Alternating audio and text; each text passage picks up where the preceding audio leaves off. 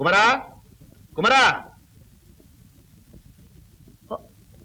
வாங்க வாங்க, வணக்கம். உட்காருங்க வீரே. என்ன விஷயம்? என் தம்பி தங்கவேலு நேத்து தனியா வேலை செஞ்சுட்டு இருந்த ராமாய் கிட்ட தவறா நடந்துக்க முயற்சி பண்ணா. தச்சையில நான் அந்த பக்கம் போனேன். என்ன பார்த்து பையன் பயந்து ஓடி போயிட்டா. அவனை கொண்டு கணிச்சு வைங்க, இல்லன்னா தப்பான வழியில போய் கெட்டு போயிடுவான். காலகாலத்துல ஒரு நல்ல பொண்ணா பார்த்து கட்டி போடுங்க. அதுக்கு தான் ஏற்பாடு பண்ணிருக்கேன். அவனுக்கு கோயிலூர்ல பொண்ணு பார்த்திருக்கேன். அடுத்த மாசம் கல்யாணம். இந்த கல்யாணம் நடக்கிறது நடக்காததும் உன் கையில தான் இருக்கு. என் கையில இருக்கா? எனக்கும் அதுக்கு என்ன சம்பந்தம்? புல்லுக்கட்டுக்காரி பஞ்சாயத்துல பிராது கொடுத்திருக்கிறா. சம்பவத்தை நீ பார்த்ததாகவும் சொல்லியிருக்கிறா. நாளைக்கு பஞ்சாயத்துல கேட்டா நீ பார்க்கவே இல்லைன்னு சொல்லிடு.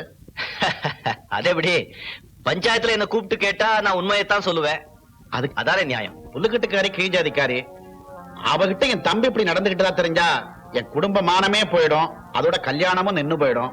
அதே அந்த பொண்ணு கையை பிடிச்சி இழுக்கிறதுக்கு முன்னால யோசிச்சிருக்கணும். இப்போ யோசிச்சு என்ன லாபம்? குமரா, நான் உங்ககிட்ட யோஜனை கேட்க வரல. நாளைக்கு பஞ்சாயத்துல கேட்டா உனக்கு எதுவுமே தெரியாதுன்னு சொல்லணும். இல்ல என்ன பத்தி உனக்கு தெரியுமில்ல? நல்லா தெரியும். நாளைக்கு பஞ்சாயத்துல பாப்போம். பார்த்து சொல்லு.